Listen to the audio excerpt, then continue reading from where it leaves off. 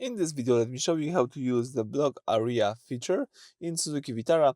So let me show you how to use this manual exclusion zone, how to set it up and why you should use it and how to use it.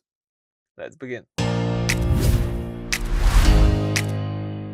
So at the very beginning, let me start by using the home screen of the Suzuki infotainment system. Now let's find here and select the settings, so the gear icon. From the list of settings, let's choose the second tab right here, which is the navigation settings. From navigation settings, all you need to do is scroll down and select here the block area, as you can see right here. So, as I said, this is the manual exclusion zone. If there is a part of the city you hate driving through, maybe because of constant construction or narrow streets, you can go into these settings and draw a square on the map.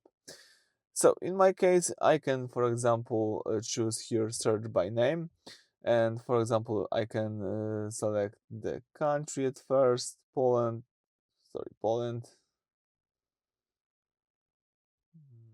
right?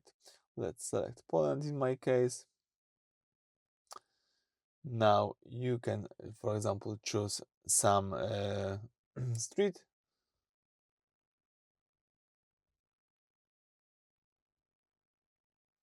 Let me tap search. All right, and for example, let me just choose here row text from the following city, tap OK. I can choose the square which I would like to block. Let me tap here, tap yes, and I just block this area. So it could be quite useful. Once an area is blocked, the navigation will treat that zone as if the road doesn't exist. It always route you around that area no matter what. What else? You can also set those block areas not only by using the address.